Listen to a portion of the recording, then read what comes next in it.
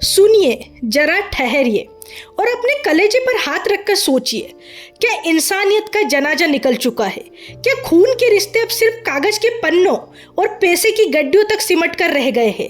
जिस बाप ने अपनी रीढ़ की हड्डी तुड़वाकर बच्चों के पैरों पर खड़ा किया, जिस बाप ने अपनी भूख मारकर औलाद का पेट भरा, जब उसी बाप की सांसें उखड़ी तो जानते हैं औलाद ने क्या किया?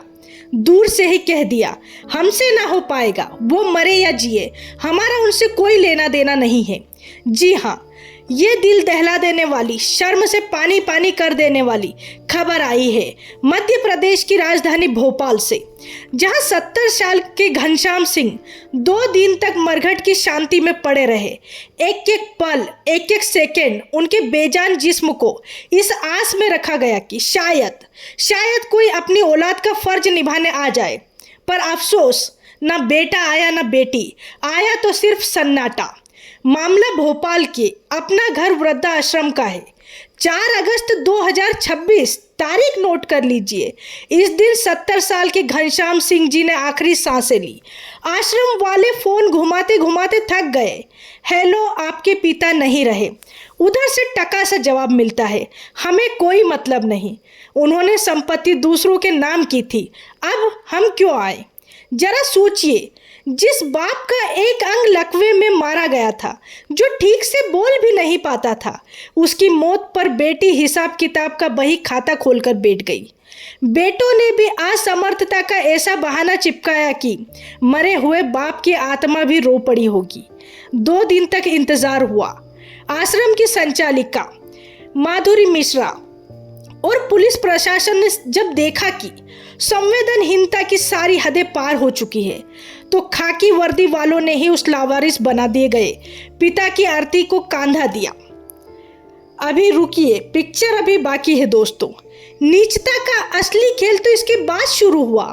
अंतिम संस्कार में आने का टाइम जिसके पास नहीं था, लकड़ी देने का कलेजा जिसके पास नहीं था, वो परिवार पिता की राख ठंडी होते ही आश्रम के चक्कर काटने लगा। किस लिए? डेथ सर्टिफिकेट यानी मृत्यु प्रमाण पत्र चाहिए। वाह क्या बात है! जिंदा बाप का हाल ना पूछा, मरने पर कांधा ना दिया, लेकिन सरकारी कागज तुरंत चाहिए। क्यों? ताकि बची कुची जायदाद पर भी गिद्धों की तरह झपट्टा मारा जा सके। अब जरा कानून का पन्ना भी पलट लेते हैं। वरिष्ठ नागरिक भरण पोषण अधिनियम 2007 साफ कहता है कि अगर औलाद माँ बाप को बेसहारा छोड़ती है तो जेल की हवा खानी पड़ सकती है। अगर संपत्ति ली है और सेवा नहीं की तो बेदखली तय है। पर सवाल अदालत का नहीं है, सवाल उस जमीर का है जो पैसों की हवस में पूरी तरह सड़ चुका है। क्या हमारी आने वाली पीढ़ी इतनी स्वार्थी हो चुकी है कि रिश्तों का वजूद सिर्फ और सिर्फ प्रॉपर्टी पर टिक गया हो? घनश्याम सिंह जी तो चले गए, लेकिन समाज के मुंह पर एक जोरदार तमाचा जड़कर। लेकिन यहाँ कहानी सिर्फ घनश्याम सिंह की नहीं है, यहाँ कहानी हर उस बाप की है जो पाई पाई जोड़कर बच्चों का महल बनाता है और खुद वृद्धाश्रम की एक टूटी खाट पर दम तोड़ देता है। क्या ऐसे बच्चों पर सख्त कार्रवाई नहीं होनी चाहिए? क्या सिर्फ कानून ही इसका इलाज है, या हमारी सोच का सड़ जाना असली बीमारी है? अपनी राय हमें कमेंट बॉक्स में जरूर बताएं। बार हमारे पास उन्हें दिया था उनकी बेटी सुषमा का, और जब हमने उनसे बात करी तो 2-3 बार बात हुई उनकी बेटी से। बोलती हमारा कोई संबंध नहीं है, क्योंकि पिताजी ने जो भी घर की छोटी मोटी चीजें थी सब हमारे भाइयों को दे दी, और भाई बिल्कुल ध्यान नहीं देते, क्योंकि आजकल जो कुरीतियां, पीना खाना ये हर जगह चल रहा है। तो बेटियों ने भी बोला हम इनकी कोई मदद नहीं करेंगे, आज के बाद आप हमें फोन मत लगाइए, और आप लोग खोलते क्यों वृद्धाश्रम? खोलते हो तो रखो ऐसे लोगों को, और हमारे पिताजी का हमसे कोई संबंध नहीं है। तो एक आध बार और हमने किसी और के फोन से लगाया, शायद मेरा फोन उनके पास नंबर रिकॉर्ड हो या जगह जगह मेरा फोन नंबर मिल जाता है, तो उसने दोबारा मेरा फोन नहीं उठाया। एक बार बोला कि मैं सोमवार मंगलवार को आऊंगी मिलने, तो उनके डिक्शनरी में अभी तक सोमवार मंगलवार नहीं हुआ। जब वो बीमार हुए, उनके एक पोर्शन में हल्का सा लकवा था, तो बोल नहीं पाते थे बेचारे, पर बड़े अच्छे व्यक्ति थे।